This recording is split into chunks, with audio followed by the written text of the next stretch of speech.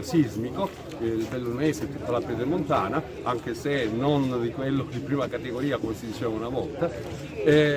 Il rischio è abbastanza concreto e quindi noi stiamo testando e siamo in questo momento in un campo macerie dove ci sono gruppi specialistici coadiuvati da cinofili, coadiuvati dai droni per la ricerca a persone sotto. Questo è un gruppo che noi chiamiamo con il nostro acronimo USAR ed è quello che per esempio è andato a Beirut di recente.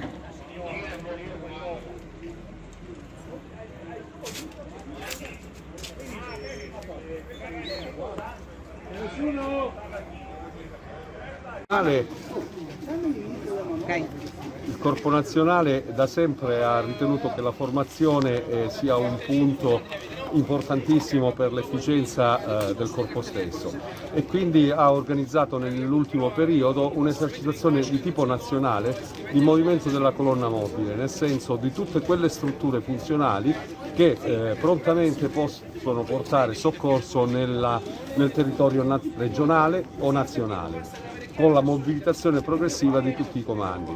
Al fine di questo scopo noi abbiamo subito un'evoluzione negli ultimi anni di specializzazione dei nostri ruoli, non solo il vigile del fuoco che compie gli interventi tradizionali, compreso quello che è affettuoso e piace ai giornalisti del gattino, ma ruoli altamente specializzati quale quello dell'utilizzo di attrezzature super specializzate quali droni, quali macchinari che permettono di effettuare azioni molto specialistiche, tra cui la ricerca a persone, tra cui l'NBCR che traduco è un nucleare, batteriologico e chimico. Siamo tra le poche strutture dello Stato che riescono a dare una risposta in tempo reale a queste problematiche e così il soccorso alpino fluviale e tutte le altre, i cinofili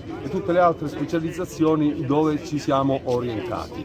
Quindi l'evoluzione è altamente tecnologica, ma citando uno dei nostri dirigenti nazionali, un'azienda che non fa formazione è un'azienda morta. Ecco, e quindi noi tendiamo a effettuare costantemente manovre esercitative. Da circa un mese l'Italia è interessata da queste manovre e in questo momento è interessato il Veneto, una settimana di intervento dove sono confluite anche forze di tutta la regione virtualmente e in più oltre a queste forze abbiamo testato i tempi, le modalità di comunicazione e tutto il resto. Belluno, ci tengo a ricordarlo, io sono stato 5 anni a Belluno, ma tutto il Veneto partecipa attivamente.